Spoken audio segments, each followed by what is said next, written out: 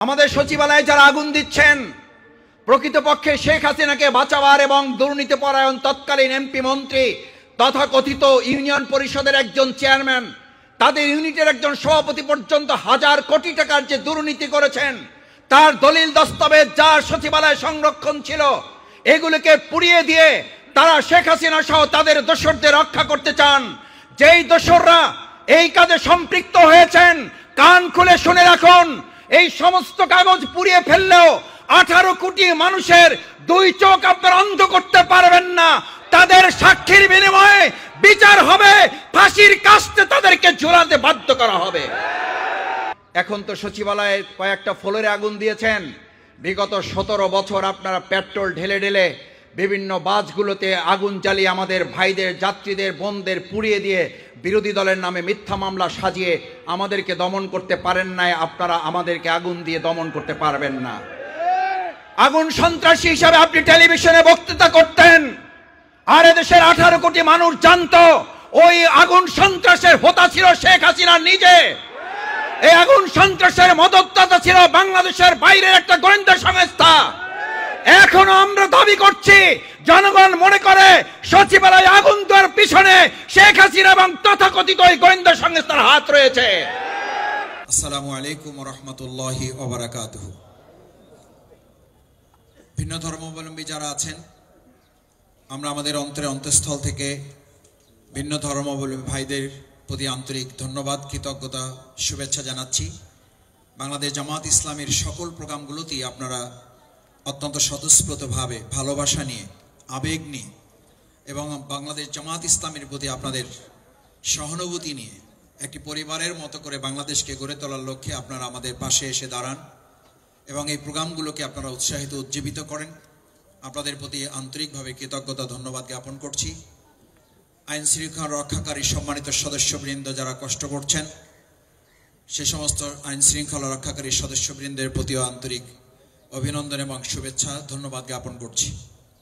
সম্মানিত ভাই এবং বন্ধুগণ, বাংলাদেশ জামাত ইসলামী বাংলাদেশের স্বাধীনতোত্তর এই স্বাধীনতাকে অর্থবহ করার জন্য আমরা শুরু থেকেই বাংলাদেশের জনগণের পাশে দাঁড়িয়ে 4 দফা কর্মসূচির আলোকে আমরা আমাদের কার্যক্রম পরিচালনা করে আসছি। আমরা মানুষের কাছে মহাগ্রন্থ আল কোরআনের আহ্বান এই জন্য পৌঁছাচ্ছি, মহাগ্রন্থ আল কোরআনই হচ্ছে মানুষের মুক্তির ঠিকানা। আজকের অন্তর্বর্তীকালীন সরকার যত রোডম্যাপের ঘোষণায় করুক, যত সংস্কারের কথাই বলুক, প্রকৃতপক্ষে আল্লাহ সুবহানাহু ওয়া তাআলা পৃথিবীতে মানুষকে পাঠিয়ে এই দুনিয়া কিভাবে পরিচালিত হলে, কোন রোডম্যাপে চললে, কোন সংস্কারের পদ্ধতি অবলম্বন করলে আমাদের মুক্তি হবে, সে কথা তিনি পরিষ্কার ঘোষণা করে জানিয়েছেন, ফা ইম্মা ইয়াতিয়ান্নাকুম মিন্নি হুদান।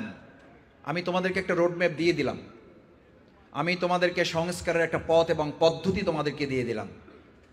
ফামান তাবিআ, এটাকে যদি তোমরা ফলো করো, এটাকে যদি তোমরা মানো, এটাকে যদি তোমরা নির্দেশ অনুসরণ করো, ফালা খাউফুন আলাইহিম, তাহলে তোমাদের কোনো ভয় নাই, ওয়ালা হুম ইয়াহজানুন, তাহলে তোমাদের উদ্বেগ এবং উৎকণ্ঠার কোনো কারণ নেই। আল্লাহ সুবহানাহু ওয়া তাআলা যেহেতু মহাগ্রন্থ আল কোরআনকে একটা রোডম্যাপ উল্লেখ করেছেন, এটাকে সংস্কারের মূল প্রতিপাদ্য উল্লেখ করেছেন, বাংলাদেশ জামাত ইসলামী সেজন্য মনে করে আমরা কোরআনকে অনুসরণ করি, আমাদেরকে আর কোনো রাষ্ট্রকে অনুসরণ করার প্রয়োজন নাই। আমরা যেহেতু মহাগ্রন্থ আল কোরআনের মাধ্যমে আল্লাহকে ভয় করি, সুতরাং পৃথিবীর আর কোনো বন্দুকের নল এবং রক্ত চক্ষুকে আমাদের ভয় করার প্রয়োজন নাই। আমরা যেহেতু এক আল্লাহ তাআলার দেয়া এই বিধান মহাগ্রন্থ আল কোরআনের দাওয়াত মানুষের কাছে পৌঁছায়, সুতরাং তারা যদি দেশের বাইরে গিয়ে আবার দেশের ভিতরে ঢুকে এসে আমাদেরকে অস্থির করার চেষ্টা করে, সচিবালয়ে 2টা রুম অথবা 2টা ফ্লোর অথবা 2টা জায়গায় মন্ত্রণালয় তারা আগুন ধরিয়ে দিয়ে যদি মনে করে আবার বাংলাদেশে অস্থির করবে, আমরা বলবো আপনারা শুধু বোকার স্বর্গে নেই, আপনারা বোকারও রাজত্ব করছেন। তবে এটা ঠিক, আমি ছাত্র জীবনে আমাদের সম্মানিত বিশ্ববিদ্যালয়ের শিক্ষকদের কাছ থেকে শুনতাম, তারা বলতেন আওয়ামী লীগ এমন একটা দল, এই দল যদি সরকারে থাকে তাহলে জনগণের অবস্থা খারাপ, এই দল যদি বিরোধী দলে থাকে তাহলে জনগণের অবস্থা আরও খারাপ। আর এখন মানুষের কাছে স্লোগান এসেছে, এরা যদি বাংলাদেশে না, বাংলাদেশ থেকে পালিয়ে গিয়ে পৃথিবীর যে প্রান্তে থাকুক, গোটা পৃথিবী তাদের কারণে অস্থির হয়ে যায়। তার প্রমাণ আমরা গত কয়েকদিন আগে পত্রিকায় এখনো দেখছেন, এই দেশ থেকে পালিয়ে গিয়ে পার্শ্ববর্তী তাদের রাষ্ট্রে গিয়ে সেখানে আমাদের মা বোনদের ইজ্জত নষ্ট করে ধর্ষণ মামলায় প্রায় 1 ডজনের বেশি সেখানে চুরি করে তারা গ্রেপ্তার হয়েছে। আওয়ামী লীগের এই সমস্ত সন্ত্রাস এবং ধর্ষণকারীরা বাংলাদেশ থেকে পালিয়ে গিয়ে অন্য একটা রাষ্ট্রের আমাদের মা বোনদের ইজ্জত নষ্ট করে, গরু চুরি করে, ছাগল চুরি করে, কারণ বিগত 15 বছরের অভ্যাস তো এখন তারা চাইলেও ছাড়তে পারতেছে না। সম্মানিত ভাই এবং বন্ধুগণ, মহাগ্রন্থ আল কোরআনের এই বিধানের আলোকেই বাংলাদেশ জামাত ইসলামী মনে করে এদেশের মানুষের ভাগ্যের পরিবর্তন হওয়া সম্ভব। কারণ আল্লাহ সুবহানাহু ওয়া তাআলা পরিষ্কার কোরআনে ঘোষণা করেছেন, ইনিল হুকমু ইল্লা লিল্লাহ। বাংলাদেশ জামাত ইসলামী বলে না আসেন জামাত ইসলামীর আইনে দেশ পরিচালনা হোক। বাংলাদেশ জামাত ইসলামী এটা বলে না মাওলানা মওদুদী রহিমাহুল্লাহ এটা বলেছেন এটার আলোকে পরিচালিত হোক। আজকে আমরা যে ময়দানে বসে এই কাজ করছি, সম্মেলন করছি, আমাদের অত্যন্ত প্রেরণার এবং মর্যাদার বাংলাদেশ জামাত ইসলামী বাংলাদেশের সম্মানিত সাবেক আমির, বর্ষিয়ান মজলুম জননেতা, যিনি বাংলাদেশে গুরুত্বপূর্ণ অনেকগুলো ভূমিকার মধ্যে ভাষা আন্দোলনের অগ্রণী সেনানী ছিলেন, বাংলাদেশের এই তত্ত্বাবধায়ক কেয়ারটেকার সরকারের যিনি রূপকার ছিলেন, যিনি বাংলাদেশের মানুষের ভাগ্যের পরিবর্তনের জন্য ভূমিকা পালন করেছেন, সেই অধ্যাপক গোলাম আজম রাহিমাহুল্লাহর স্মৃতি বিজড়িত অঞ্চল, তার কথার মাধ্যমে তো আমরা বলি না যে আসেন গোলাম আজম রাহিমাহুল্লাহ এই কথা বলেছেন, তার আলোকে আমাদেরকে পথ চলতে হবে। সম্মানিত ভাই এবং বন্ধুগণ, বাংলাদেশ জামাত ইসলামী সেই দাওয়াত এবং তাবলীগের মাধ্যমে মানুষের কাছে ইসলামের আহ্বান এ কারণে পৌঁছাতে চায়, বাংলাদেশের স্বাধীনতার অর্জনের 53 বছর পর অতিবাহিত হলেও আমরা আমাদের জাতির এবং দেশের মানুষের ভাগ্যের পরিবর্তন করতে পারলাম না কেন? বাংলাদেশ জামাত ইসলামী দেশ স্বাধীনের পরে সেই সময় যে কথা বলেছিল, আজ 53 বছর পর মানুষ সেই কথা বলা শুরু করেছে।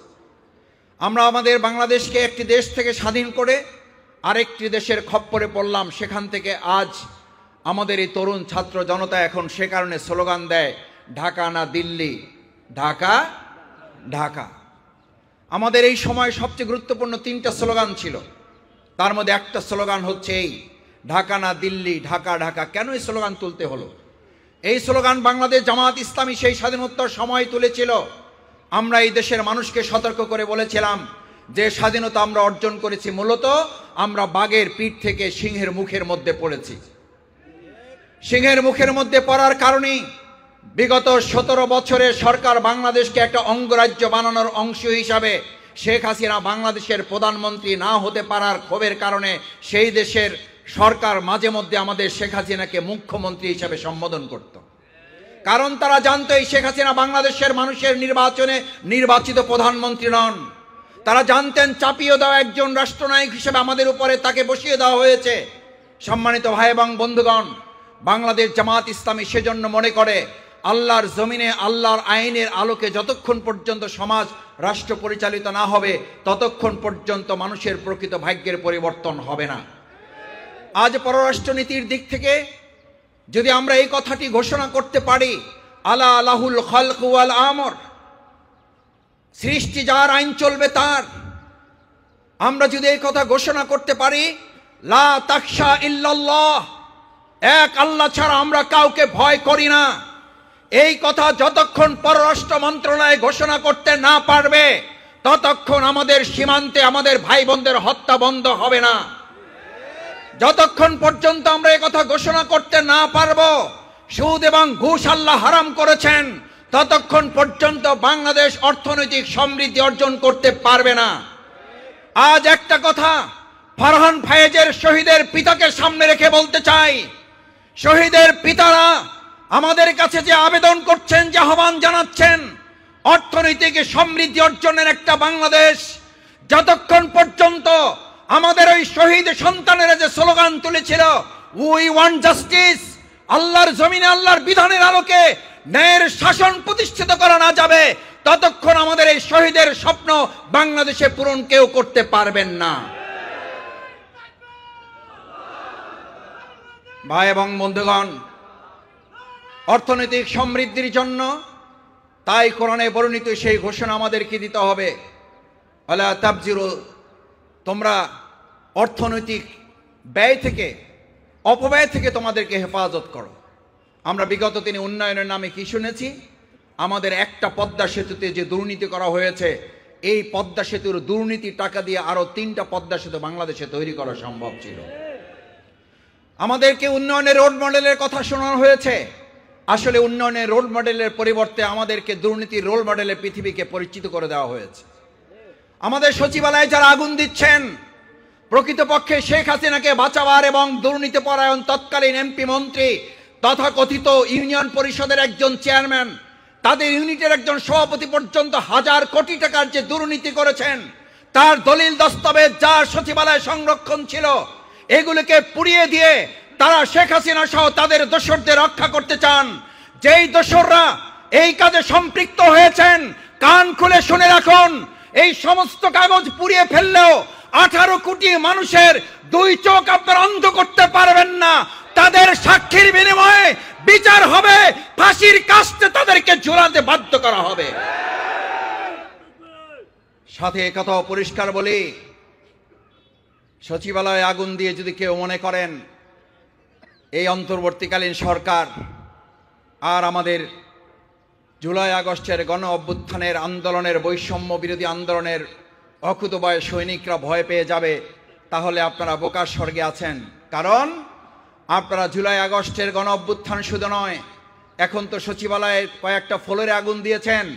বিগত 17 বছর আপনারা পেট্রোল ঢেলে ঢেলে বিভিন্ন বাসগুলোতে আগুন জ্বালিয়ে আমাদের ভাইদের, যাত্রীদের, বোনদের পুড়িয়ে দিয়ে বিরোধী দলের নামে মিথ্যা মামলা সাজিয়ে আমাদেরকে দমন করতে পারেন নাই। আপনারা আমাদেরকে আগুন দিয়ে দমন করতে পারবেন না। আগুন সন্ত্রাসী হিসাবে আপনি টেলিভিশনে বক্তৃতা করতেন, আর এদেশের 18 কোটি মানুষ জানতো ওই আগুন সন্ত্রাসের হোতা ছিল শেখ হাসিনা নিজে। এই আগুন সন্ত্রাসের মদতদাতা ছিল বাংলাদেশের বাইরের একটা গোয়েন্দা সংস্থা। এখনো আমরা দাবি করছি, জনগণ মনে করে সচিবালয়ে আগুন দেওয়ার পিছনে শেখ হাসিনা এবং তথাকথিত ওই গোয়েন্দা সংস্থার হাত রয়েছে। বাংলাদেশ জামাত ইসলামী ইতিমধ্যেই বার্তা দিয়েছে। আমাদের পক্ষ থেকে সংগঠনের সেক্রেটারি জেনারেল অধ্যাপক মিয়া গোলাম পরোয়ার, সাবেক এমপি, বিবৃতি দিয়েছেন, অতি সত্বর সুষ্ঠু নিরপেক্ষ তদন্তের মাধ্যমে তাদেরকে খুঁজে বের করে আইনের আওতায় নিয়ে এসে এবং ভবিষ্যতে এরকম আর কোনো দুর্ঘটনা যেন ঘটতে না পারে সে ব্যাপারে সতর্ক থাকার জন্য আমরা বর্তমান তত্ত্বাবধায়ক অন্তর্বর্তীকালীন সরকারকে আহ্বান জানিয়েছি।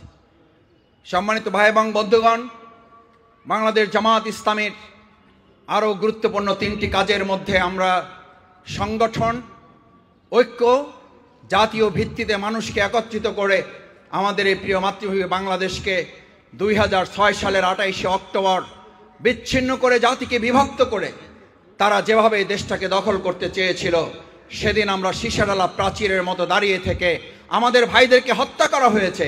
আমাদের নেতৃবৃন্দকে আমরা হত্যা করতে দেই নাই। আমাদেরকে হত্যা করা হয়েছে, আমাদের অফিসে আগুন জ্বালাতে দেওয়া হয় নাই, আমাদের ভাইদেরকে শহীদ করা হয়েছে। আমাদের সেদিনের পল্টন ময়দানের মঞ্চের ধারে কাছে আমরা সন্ত্রাসীদেরকে আসতে দেই নাই। 2006 সালের 28শে অক্টোবর সকাল 7টা থেকে দুপুর সন্ধ্যা 7টা পর্যন্ত 12 ঘন্টা লড়াই করে আমাদের ভাইয়েরা সেদিন প্রমাণ করেছে বাংলাদেশ জামাত ইসলামীকে শহীদ করা যায়, 1 সেকেন্ডের জন্য আমাদেরকে মাথা নত করানো যায় না। আমাদের নেতৃবৃন্দকে ফাঁসি দেওয়া যায়, আমাদের নেতৃবৃন্দকে হত্যা করা যায়, আমাদের এই পাশের ডিবি অফিসে রিমান্ডের নামে অত্যাচার করে ভাইদেরকে আহত এবং পঙ্গুত্বের দিকে ঠেলে দেওয়া যায়। কিন্তু বাংলাদেশ জামাত ইসলামীর এই নেতৃবৃন্দ বেঁচে থাকতে আমাদের অর্থনীতিকে আমরা পঙ্গু করতে দেব না। আমাদের শহীদরা হাত হারিয়ে পঙ্গু হয়েছেন এই কারণে, তারা পঙ্গুত্ব বরণ করেছেন দেশের অর্থনীতিকে পঙ্গুত্ব থেকে বাঁচানোর জন্য।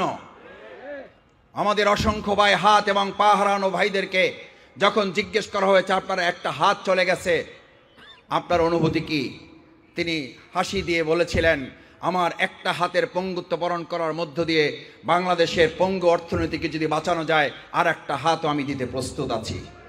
এরকম সোনার সন্তানেরা যে বাংলাদেশে আছে, এরকম সোনার ছেলেরা যারা শহীদ ফারহান পায়েজের মতো ছেলেরাই বাংলাদেশে আছে, সেই বাংলাদেশ নিয়ে আর কাউকে ষড়যন্ত্র এবং সিনেমিনি খেলতে দেওয়া হবে না। আমাদের ভাইরা অন্ধ হয়েছেন, কিন্তু আইএমএ জাহিলিয়ার অন্ধকার থেকে বাংলাদেশকে আলোকিত করেছেন।